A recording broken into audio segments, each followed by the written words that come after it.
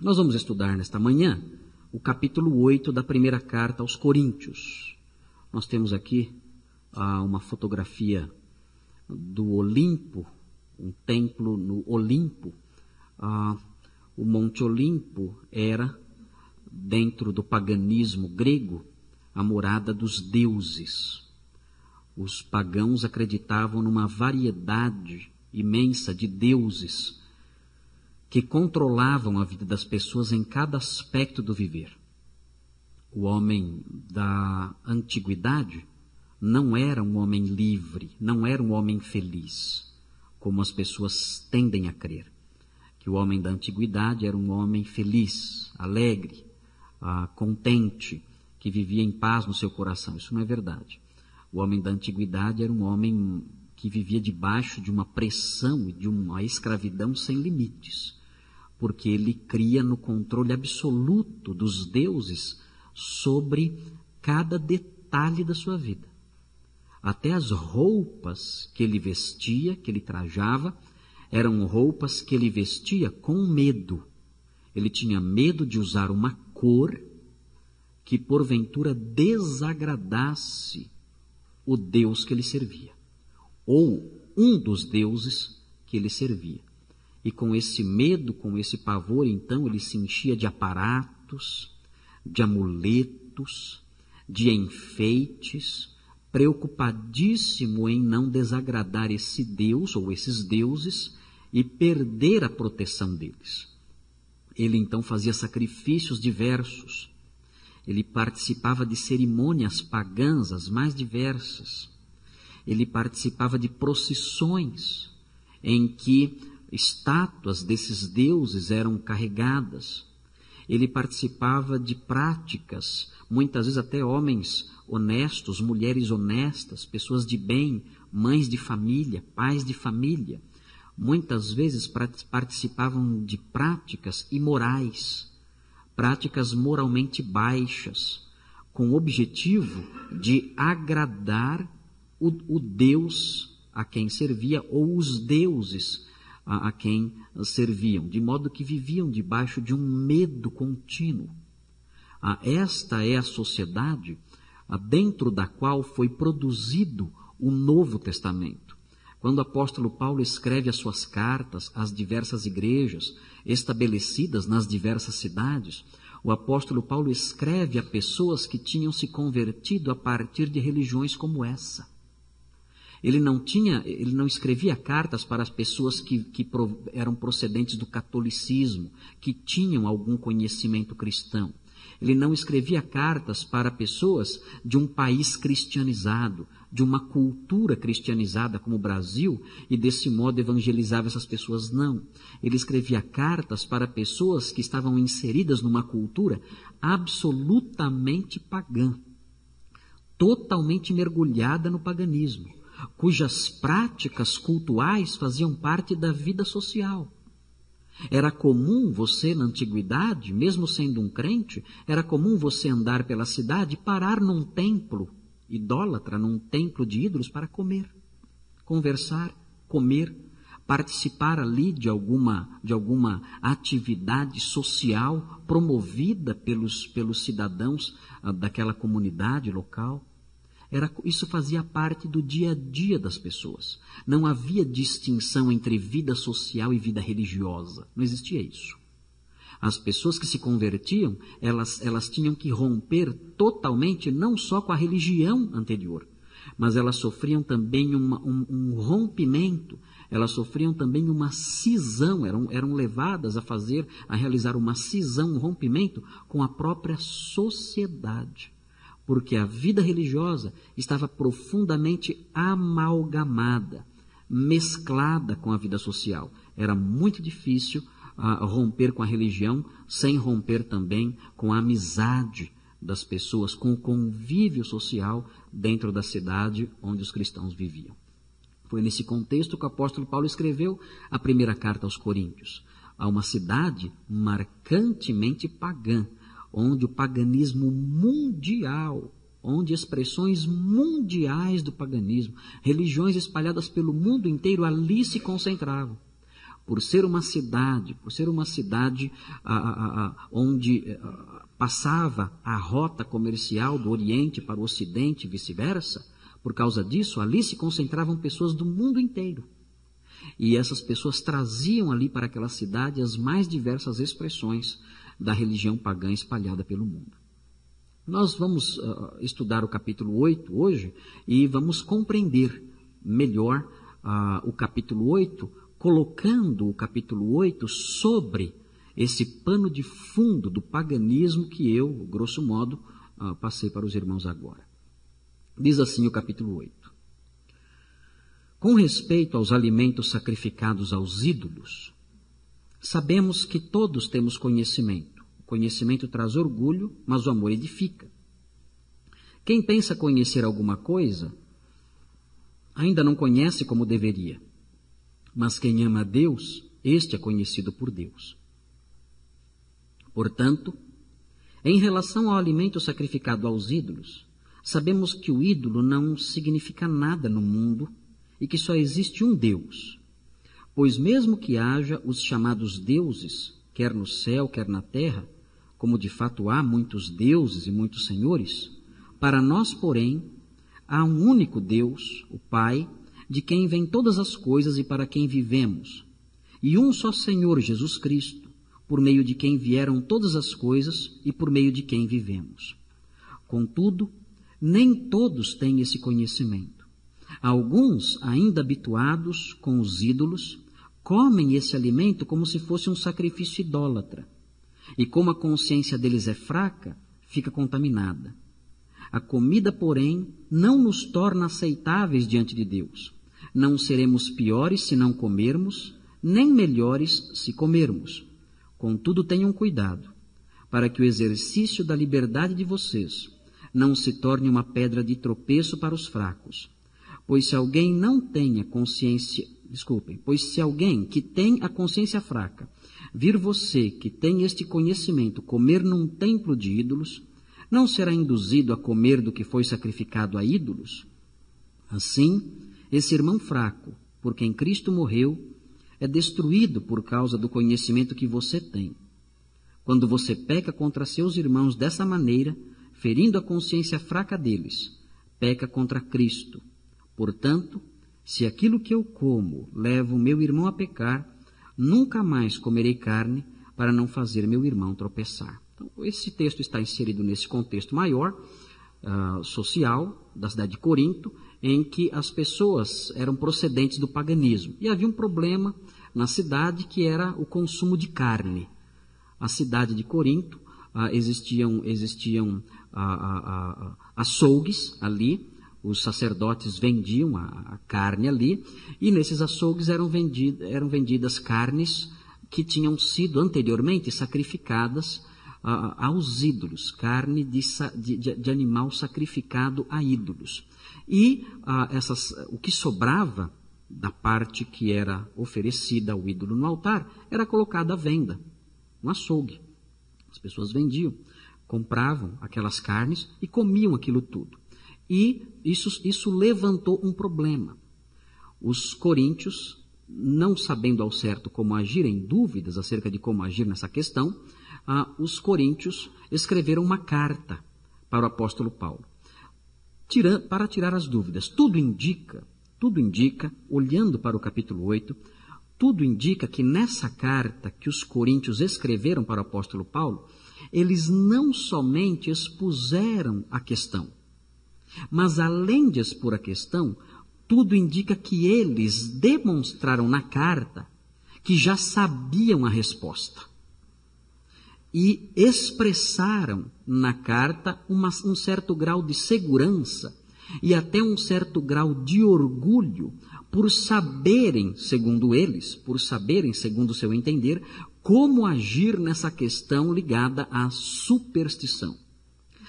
E o apóstolo Paulo então produz este capítulo aqui, percebendo como uma resposta que ele dá a essa carta, uma vez que percebeu que o conhecimento dos coríntios nessa área,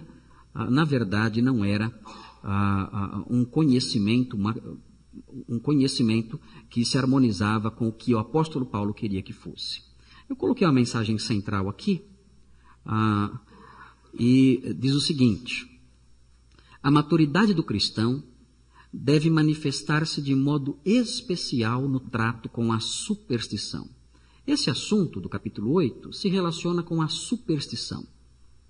Como o crente deve lidar com essas questões ligadas à superstição? Em Corinto havia esse problema. Eu posso comer uma carne que foi oferecida a um Deus falso?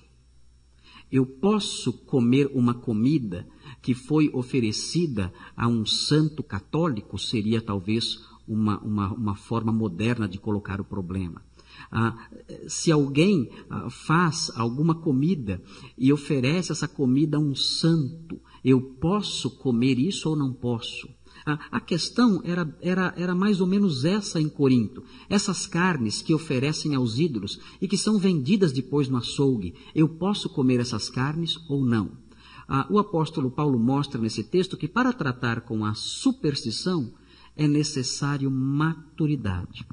E maturidade que se apresente de um modo especial. Nós vamos ver então, vamos ver agora aqui, 3 traços da maturidade cristã. Ao lidar com essas questões, como nós podemos expressar a nossa maturidade? Nós temos o primeiro traço da maturidade cristã, que aparece aí, que é o amor edificante. Vejam com atenção o versículo 1. Observem, os irmãos, o versículo 1, acompanhem aqui junto comigo. Diz assim: com respeito aos alimentos sacrificados aos ídolos, sabemos que todos temos conhecimento. O apóstolo Paulo está sendo irônico aqui. Ele está dizendo o seguinte: olha, vocês pensam que sabem tudo. Acerca desse problema, vocês acham que são conhecedores de todas as coisas.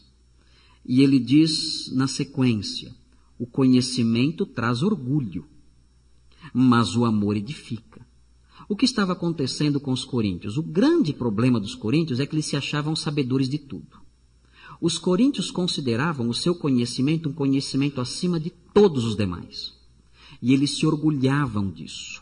Eles se orgulhavam achando que conheciam mais do que qualquer um.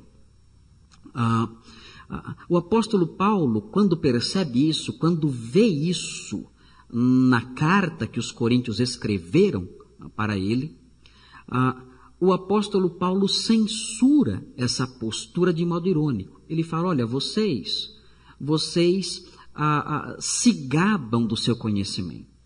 Acerca dessas coisas, vocês se apresentam como pessoas que conhecem tudo. E ele completa dizendo: só que tem um problema com vocês. Vocês podem até ter conhecimento, mas falta a vocês algo anexo ao conhecimento. Falta a vocês amor que se mescle com o conhecimento. Só o conhecimento vai produzir em vocês orgulho, como de fato tem produzido. Vocês são pessoas orgulhosas. Falta a vocês amor. E ele vai mostrar na sequência como o fato de conhecer algo sem amor é prejudicial. Na sequência ele vai mostrar que aquelas pessoas que conheciam a verdade usavam esse conhecimento sem se importar com o irmão. Usavam aquele conhecimento desprezando o irmão que não tinha aquele conhecimento. Usavam aquele conhecimento para se ensoberbecer e até para destruir. Não se preocupavam com a vida do outro. E esse é um grande problema de muitas pessoas. Muitas pessoas têm essa dificuldade. Quando conhecem algo, quando sabem algo e veem que o outro não sabe, e o outro, por não saber, se comporta de modo errado, os que sabem desprezam os que não sabem, ridicularizam os que não sabem, se colocam acima dos que não sabem. Em Corinto acontecia isso. Quando se tratava das questões das carnes sacrificadas aos ídolos, havia um desprezo. Os que sabiam das coisas comiam a carne e desprezavam aqueles que não comiam. humilhavam aqueles que não comiam, taxando-os de ignorantes.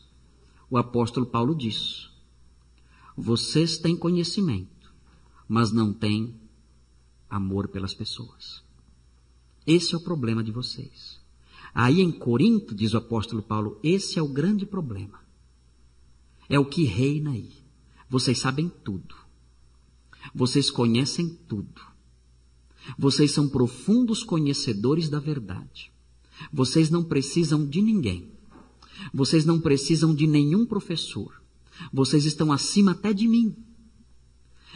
Até eu, que gerei vocês, sou desprezado por vocês. Até as minhas cartas e a minha presença é desprezada por vocês, porque vocês são conhecedores de tudo.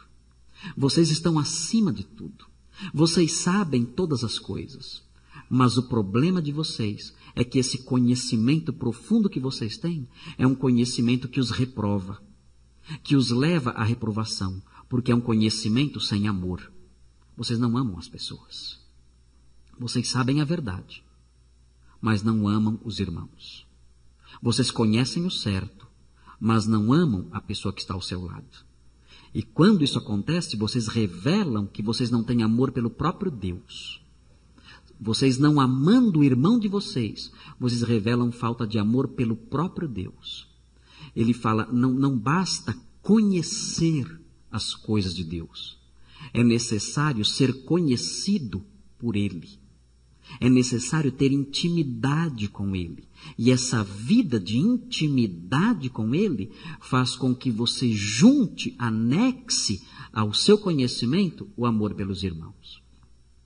Quantas pessoas nós conhecemos que desprezam o convívio da igreja? E desprezam o convívio da igreja. Desprezam estar com os irmãos da igreja, porque se julgam sabedores de tudo. O que eu vou aprender na igreja? O que o pastor pode me ensinar? Eu sei muitas coisas, sei tudo.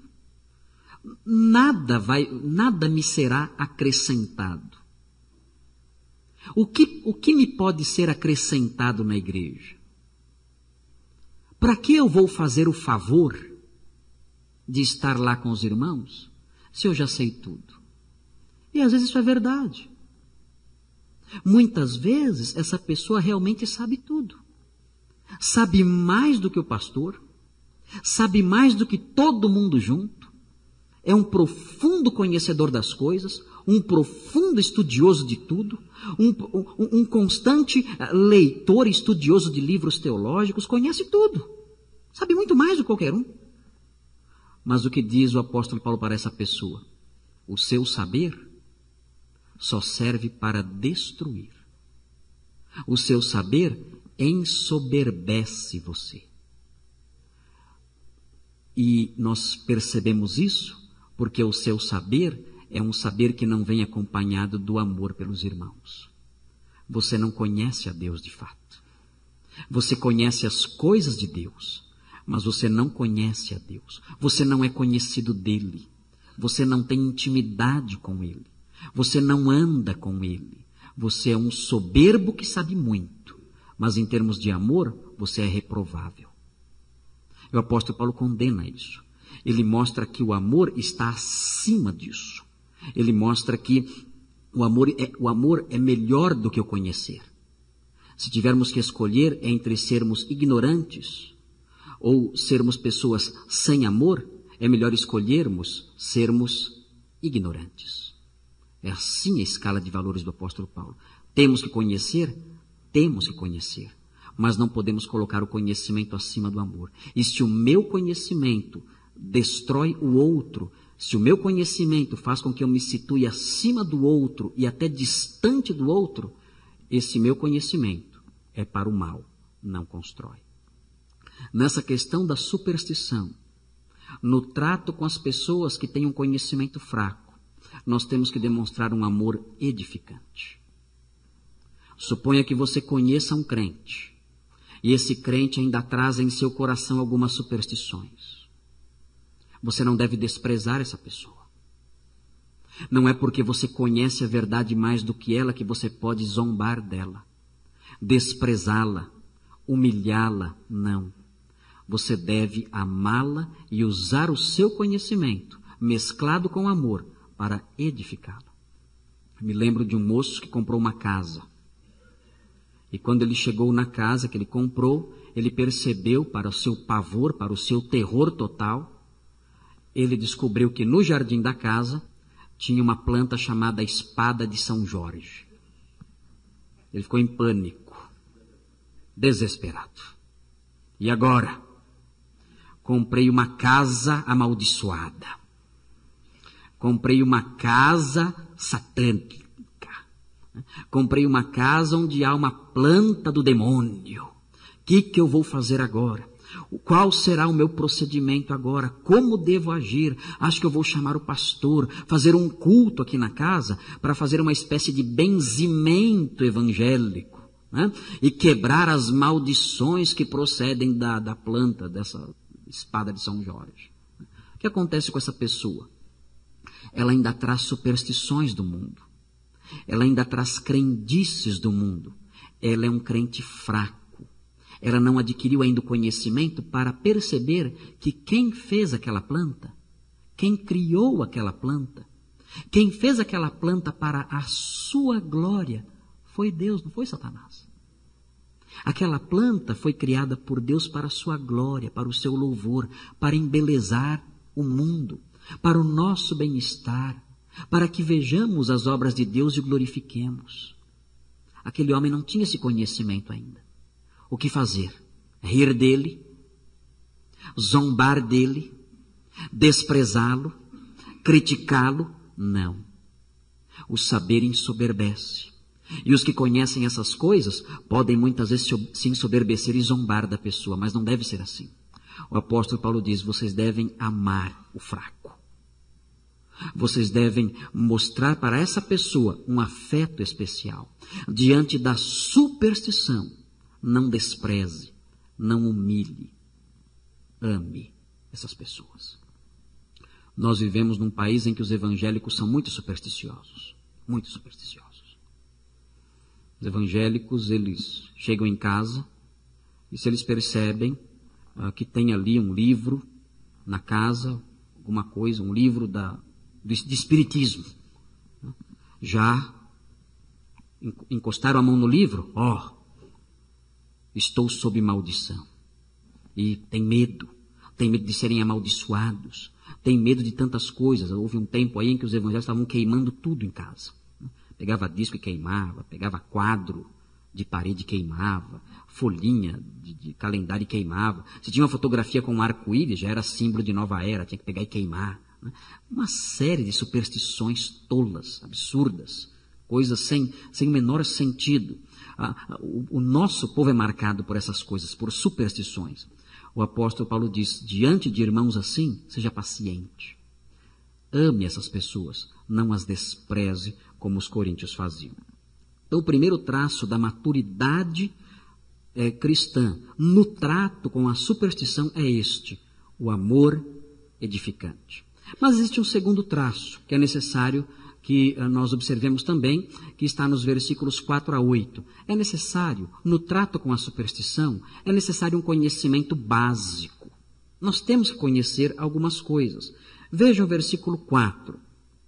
Portanto, em relação ao alimento sacrificado aos ídolos, sabemos, vejam aqui o conhecimento básico, sabemos que o ídolo não significa nada no mundo e que só existe um Deus.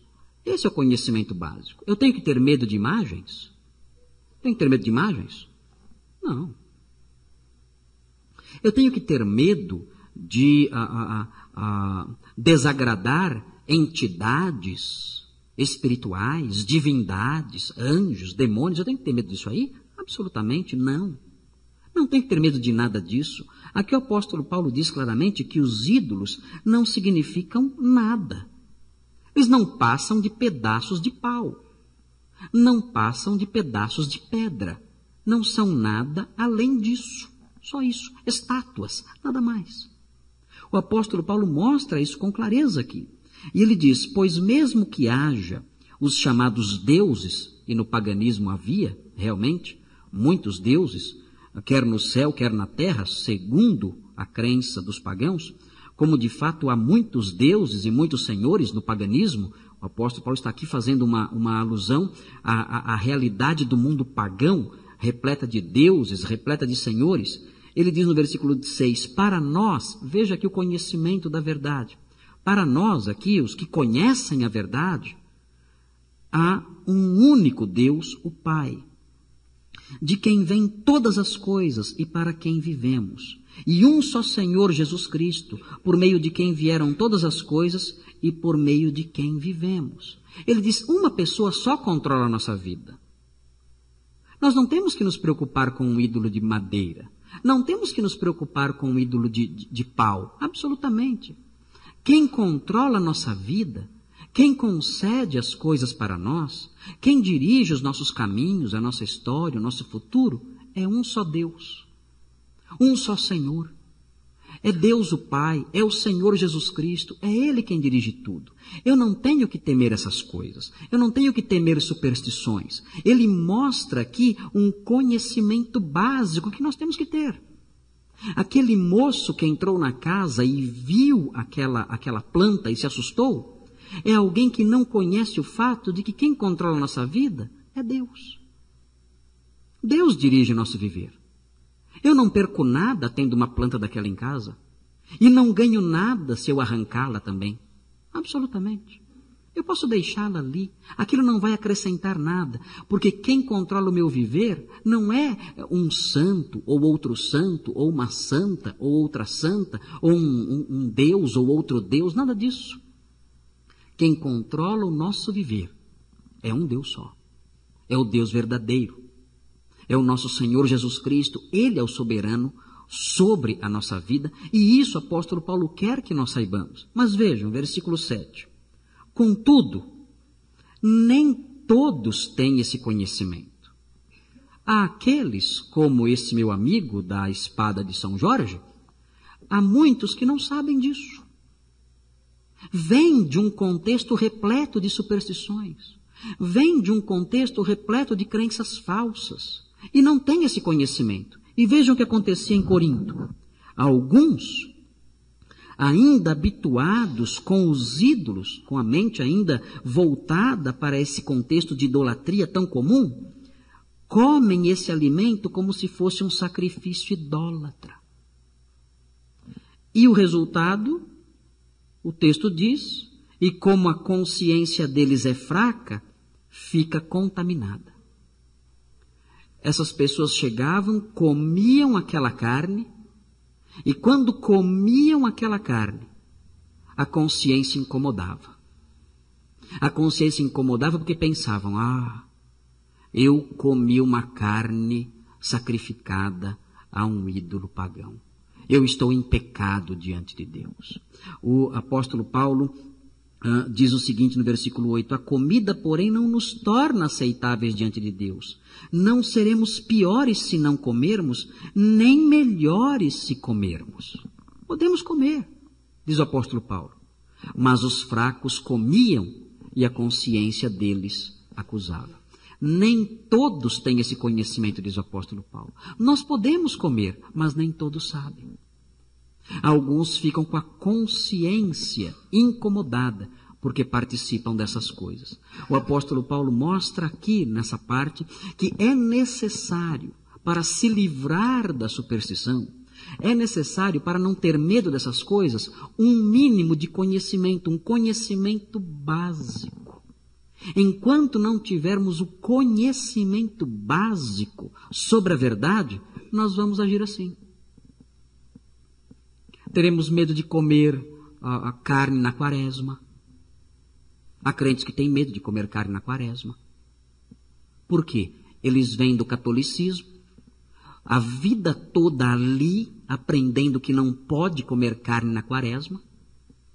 E quando chega o tempo da quaresma, mesmo agora sendo crentes, tendo sido libertos da superstição, tendo sido libertos das mentiras, mesmo assim, quando chega essa hora, comem carne e ficam incomodados. Será que eu pequei? Acho que eu pequei contra Deus. Eu comi carne na quaresma, devia ter comido bacalhau. A carne era mais barata. Bacalhau é caro. Eu comi a 100, não devia. E agora? O que vou fazer? E a consciência os incomoda. O apóstolo Paulo mostra nesse texto que isso ocorre em virtude da falta de conhecimento. Se nós tivermos um conhecimento básico de quem é Deus, de quem dirige a nossa vida, de quem cuida de nós, de quem é o Senhor de todas as coisas, nós não vamos temer essas tolices, não vamos temer essas superstições, andaremos livres, totalmente livres dessas coisas. Ele diz, coma a carne, não se preocupe. Comer ou deixar de comer não vai melhorar a sua vida, nem piorar a sua vida. Deus não vai nem te aprovar, nem te reprovar. Coma a sua carne com tranquilidade. É esse o ensino do apóstolo Paulo. Nós encontramos, aqui o apóstolo Paulo diz que podemos comer à vontade. Nós encontramos, num outro texto, os irmãos vêm aqui, vai ser mostrado agora, um texto que parece contradizer isso. Veja o que diz esse texto aqui. Parece que nesse texto, parece que o apóstolo Paulo se contradiz. Veja o que diz o texto. Portanto, o que estou querendo dizer? Será que o sacrifício oferecido a um ídolo é alguma coisa? Ou o ídolo é alguma coisa? Não. Quero dizer que o que os pagãos sacrificam é oferecido aos demônios e não a Deus. E não quero que vocês tenham comunhão com os demônios. Que estranho. No capítulo 8 ele diz que podemos comer. E já aqui ele fala, olha, eles estão oferecendo coisas na verdade aos demônios. E eu não quero que vocês participem disso. Será que o apóstolo Paulo escreveu o capítulo 8, depois escreveu o 9, quando chegou no capítulo 10 mudou de ideia? Pensou bem, falou, pensando bem, acho que não é bom não. Vou mudar de ideia, vou dar outra orientação porque esta não é boa. Será que foi isso? Não, não é isso. O apóstolo Paulo aqui neste capítulo está tratando de um problema diferente. No capítulo 8 ele fala da carne vendida no açougue. Ele fala da carne que a pessoa, que o coríntio ia até o açougue e comprava e comia. Aqui ele está falando da carne comida durante a cerimônia. A cerimônia pagã. Ele diz, se vocês forem a um templo pagão e ali participarem da cerimônia ali e comerem ali com os pagãos, seria o comer cultual, seria um comer voltado para o aspecto religioso, participando ali no templo com os pagãos. Se vocês fizerem isso, vocês vão estar participando dos demônios, do que é oferecido aos demônios. Estarão tendo comunhão com os demônios. Essa é a diferença. No capítulo 8, é o comer do que você compra no açougue. Aqui no capítulo 10, é o comer no templo. É participar das festividades. É participar dos cultos. É participar da adoração dos deuses. É esse o problema que ele está enfrentando aqui. E isso ele fala, isso vocês não devem fazer. Por que ele diz isso? Porque os coríntios tinham chegado a conclusões erradas. Os coríntios pensavam o seguinte, bem, o ídolo não é nada? Não é nada. Então o ídolo é um vácuo, é algo vazio, exatamente. Bom, se o ídolo não é nada, eu posso ir no templo dos ídolos e posso comer o que eu quiser, porque na verdade o ídolo não é nada. Eles estavam certos, mas eles estavam se esquecendo de outras coisas. Que existiam os fracos, as pessoas fracas, que poderiam ver aquela conduta e poderiam não entender e poderiam se contaminar participando daqueles rituais. Eles tinham conhecimento sem amor. Por isso o apóstolo Paulo escreve esse texto agora aqui no capítulo 10. Ele fala, na verdade, vocês não estão tão certos assim não. Porque ainda que o ídolo não seja nada, ainda que o ídolo não represente coisa alguma, vocês participarem das reuniões pagãs, isso faz com que vocês tenham comunhão com os demônios. E isso não pode. É aí a diferença entre o capítulo 8 e o capítulo 10. No capítulo 8 é o comer em casa. É comprar a carne sacrificada e comer em casa. No capítulo 10 é ir até o templo. E juntamente com os pagãos, participar de uma refeição idólatra.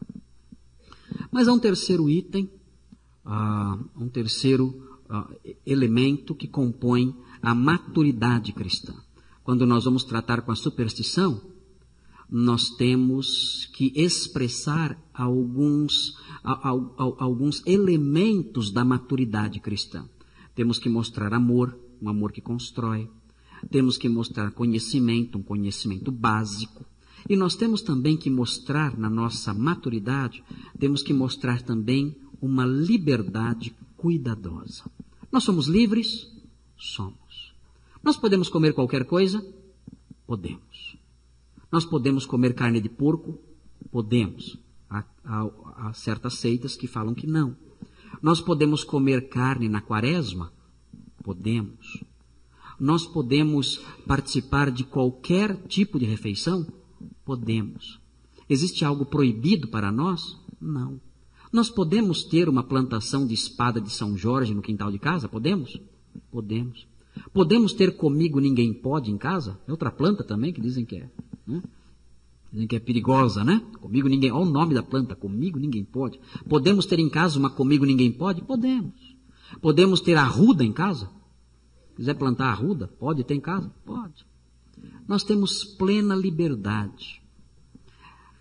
Mas essa liberdade que nós temos, nós devemos desfrutar dela de modo cuidadoso. Nós temos que tomar cuidado para que o exercício da nossa liberdade não leve o nosso irmão ao mal, não leve o nosso irmão ao pecado. Vejam aí o versículo 9, observe. Contudo, tenham cuidado para que o exercício da liberdade de vocês não se torne uma pedra de tropeço para os fracos. Continue a leitura. Pois se alguém que tenha consciência fraca vir você, que tem este conhecimento, comer num templo de ídolos, não será induzido a comer do que foi sacrificado a ídolos? Veja o que faziam lá em Corinto. Os maduros, os que tinham conhecimento, diziam, o ídolo não é nada.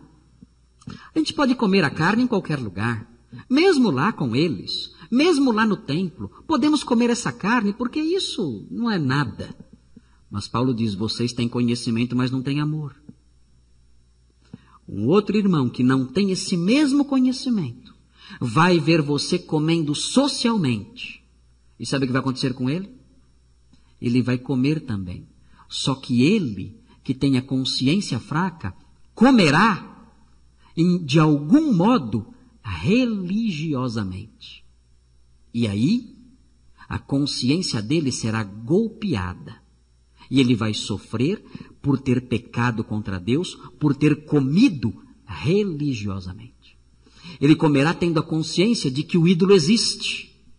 Ele comerá tendo a consciência falsa de que está prestando um culto ao ídolo.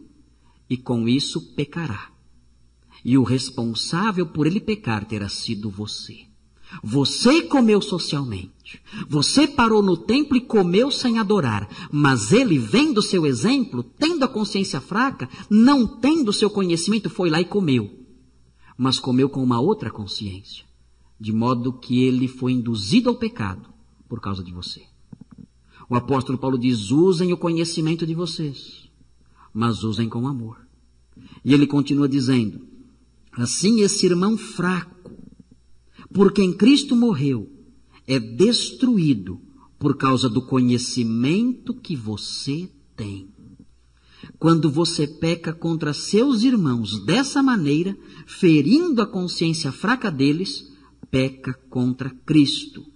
Portanto, se aquilo que eu como leva o meu irmão a pecar, nunca mais comerei carne para não fazer meu irmão tropeçar.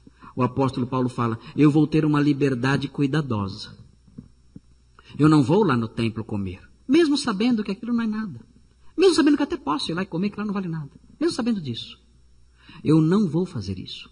Não vou fazer isso porque um irmão meu pode pecar. E se isso vai fazê-lo pecar, eu nunca mais vou colocar um pedaço de carne na boca. O texto é muito enfático. O texto do apóstolo Paulo diz: enquanto existir mundo, eu nunca vou colocar um pedaço de carne na boca. Imaginaram? É bastante tempo.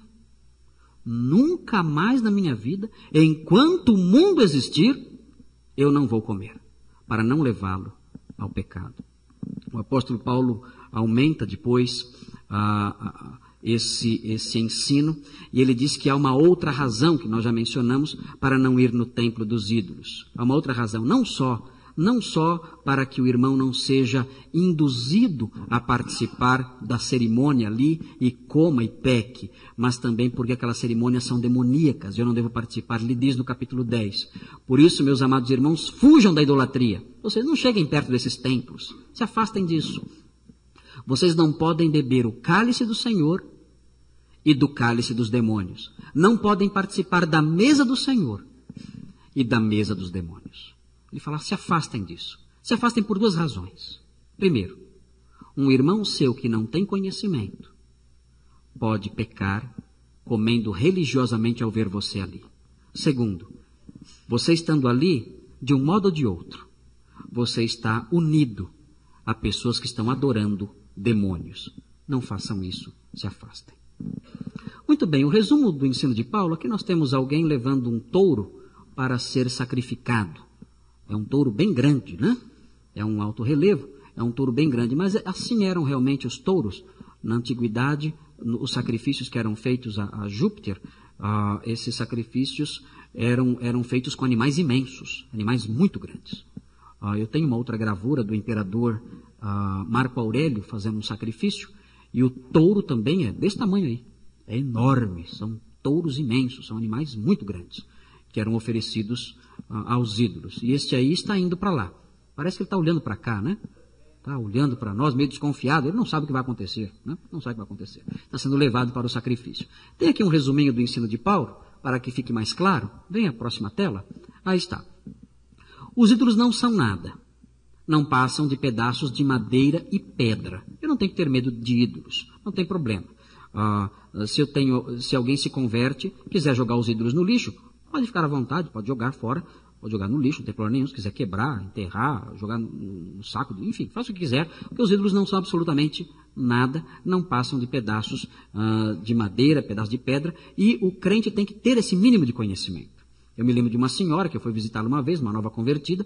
Quando eu entrei na casa, a prateleira estava cheia de estatuetas. Era elefante virado de costas, era Buda sentado ali, olhando para frente, protegendo a casa. Era imagens de Aparecida, de outros santos, uma infinidade de coisas. E eu fui visitá-la, ela era recém-convertida, e ali eu não falei nada, conversei com ela, fiz uma visita, orei com ela e fui embora. Ela disse para mim, pastor, depois daquela visita eu tive consciência. Aprendi que aquilo lá não vale nada. Peguei um saquinho de lixo, joguei tudo lá dentro, e o lixeiro levou embora nem sei para onde. Acabou. Essa senhora adquiriu a consciência de que os ídolos não são nada. Não precisamos temê-los. Mas tem um outro item do ensino de Paulo, no resuminho, né? É um resuminho isso aqui. O que é oferecido a eles é, na verdade, oferecido a demônios. O adorador nem sempre sabe disso, né? Quando nós vemos essas festas pagãs, em que as pessoas oferecem coisas a santos, a estátuas, a supostos deuses, na verdade, eles estão prestando um serviço aos demônios. Não sabem disso. Infelizmente não sabem disso. E se você disser, vão ficar muito bravos com você. Mas esse é o fato. Eles estão prestando ofertas, dirigindo ofertas aos demônios. Os demônios estão se agradando disso. Um outro item do resuminho. Comer o que lhes é oferecido não nos trará nem benefícios e nem males. Eu posso comer essas coisas sem problema nenhum. Se alguém for numa festa de Cosme e Damião e trouxer doce para mim, eu posso comer sem problema nenhum. Aquilo não vai fazer nem mal nem bem. Trouxer balas, trouxer bolos, quindim, enfim, essas coisas todas aí que fazem aí, não tem problema. Mas foi oferecido para os deuses pagãos, não importa. Você pode comer, isso não vai trazer nem mal nem bem. No entanto, participar de suas festas e cultos gerará associação com demônios e induzirá outros a isso. Então aí está o equilíbrio. Eu posso comer, mas cuidado, não participe das festas e cultos. Isso gera associação com aqueles que estão adorando demônios e induz outras pessoas a isso. Temos que ter esse equilíbrio. Temos que andar com sabedoria. Sabemos que o ídolo não é nada, mas nós não podemos participar de suas festas, não podemos participar das cerimônias de adoração. As minhas filhas, elas sempre pedem para participar de festa junina. Querem ir lá, vestir a roupinha de quadrilha, ficar lá pulando, aquelas coisas todas. Não há nada de errado em vestir roupa de caipira. Não existe erro nenhum nisso. Não existe erro nenhum em pintar a carinha lá com as pintinhas e o dente de preto. Não há nenhum texto bíblico que diga não pintarás o dente de preto, não colocarás roupa de caipira. Não tem isso na Bíblia, né? Não tem problema, pode botar a roupa de caipira se quiser. Eu vivo com roupa de caipira, não tem problema nenhum. Agora, outra coisa que nós não podemos perder de vista é o aspecto da preservação. A preservação da tradição católica, de veneração de Santo Antônio, de São João, São Pedro. É esse aspecto que deve nos preocupar. Por causa disso, eu digo para as crianças, olha, não tem problema ir lá comer, não tem problema comer as coisas que eles fazem, não tem problema vestir aquelas roupas, nada disso. Mas vocês não devem ir numa festa como essa. Porque uma festa como essa tem por propósito manter acesa, não só a fogueira, mas manter acesa a chama da tradição católica, no sentido de venerar santos. E disso nós não podemos participar, porque isso se constitui numa cerimônia, numa festividade pagã, idólatra e demoníaca. Se no final da festa alguma coleguinha te trouxer bolo e pipoca, pode comer à vontade.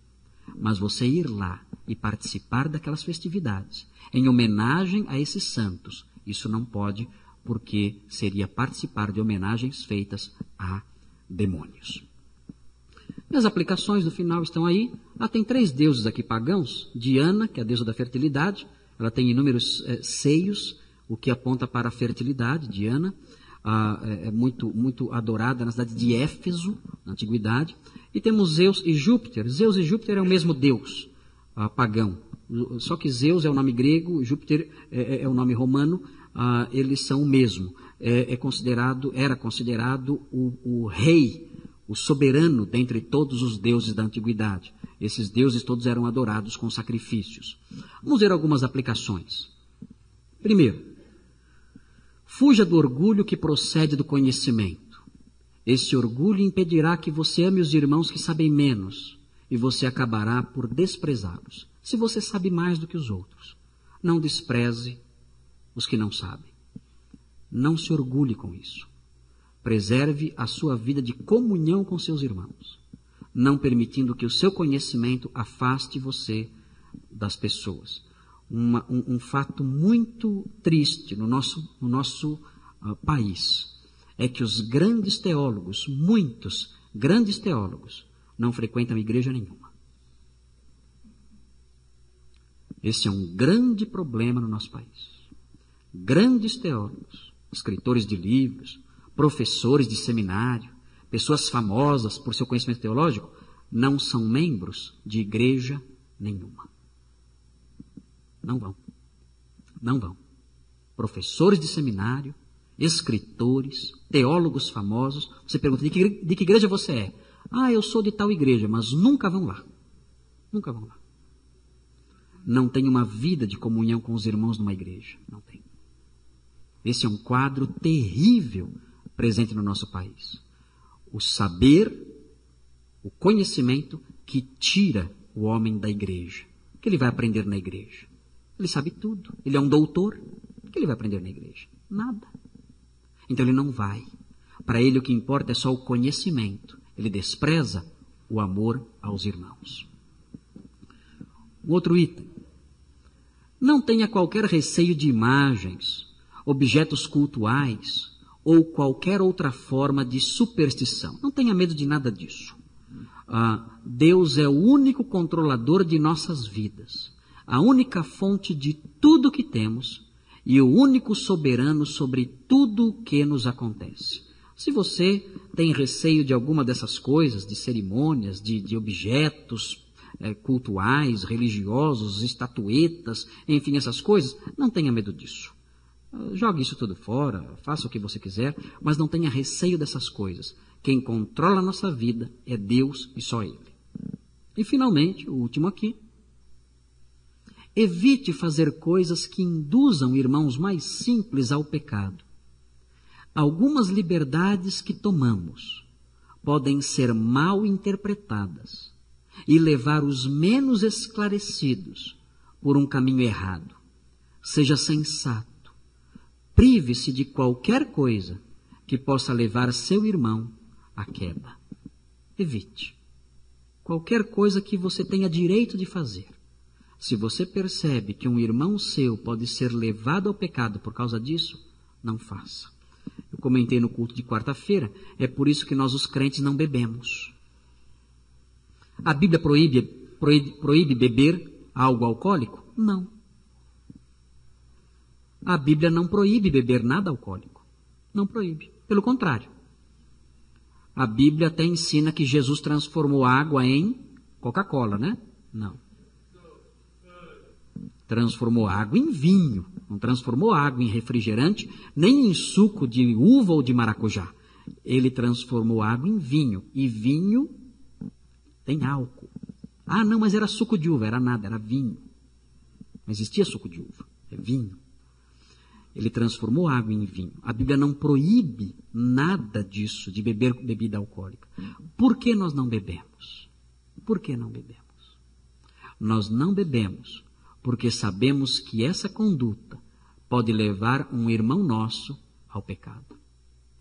Pode acontecer de um irmão nosso que é fraco, ele pode começar a beber e não ter controle sobre si.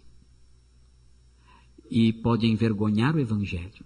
E pode se tornar um escravo da bebida. Por causa da nossa liberdade, o irmão que é fraco cai, é destruído, peca. Então a Bíblia diz, se é assim, nunca mais beba nada, para evitar que o seu irmão peque. Haja assim. Evite fazer qualquer coisa que possa conduzir o seu irmão ao pecado. Vamos orar pedindo a Deus que nos dê essa maturidade no trato com as diversas crenças, superstições e fraquezas dos homens. Senhor Deus, queremos pedir que o Senhor nos dê sabedoria, porque vivemos num país onde as pessoas trazem marcas tão terríveis de superstição, crenças falsas, tolices que aprenderam ao longo da vida, e tem dificuldade de se livrar delas. Ó Deus, ajuda cada um de nós para que sejamos maduros e ao tratar com essas coisas tenhamos um amor que edifica, tenhamos um conhecimento básico para não abraçarmos essas coisas. Que nós também saibamos usar a nossa liberdade com cuidado e que dessa maneira a maturidade verdadeira se manifesta na nossa vida, através do amor edificante, do conhecimento fundamental, da liberdade cuidadosa.